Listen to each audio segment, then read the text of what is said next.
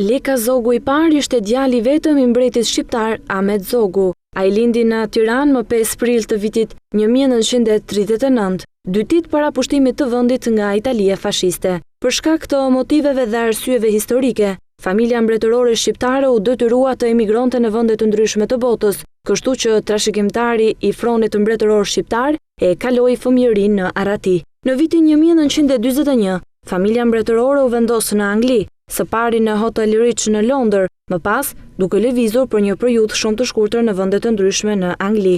Pas luftës, Zogu, Geraldina dhe Leka u zhvendosën përkohësisht në Egjipt, ku ata jetonin me urdhër të mbretit Farouk I. Leka u arsimua në Parmore House në Britani dhe më pas në shkollat angleze në Egjipt. Duke ditur shumë gjuhë, ai gjithashtu përfundoi studimet për ekonomi në Sorbonne, duke u angazhuar më pas në Ushtrinë Britanike në lejtnant. Leka u bë trashëgimtar në mërgimin e frontit më 5 prill të vitit 1957. Në vdekjen e mbretit Zog në vitin 1961, Leka u shpall mbreti shqiptarëve nga Asambleja Kombëtare Shqiptare në mërgim. Në vitin 1975, Leka u martua me nënshtetësen australiane dhe ish mësuesen Susan Cullen Ward nëpërmjet një martese civile. Pas kësaj, çifti u kthye në Madrid, ku ata ishin të shoqëruar nga mbreti Juan Carlos dhe e vazhdoi të gëzojë vëmendjen e shqiptarëve, ndërsa ishin gjithmonë në pritje të kthimit për natë dhe Leka kaluar shumë vite mërgim përfshi edhe Afrikën e Jugut, aty ku lindi edhe djali i tij.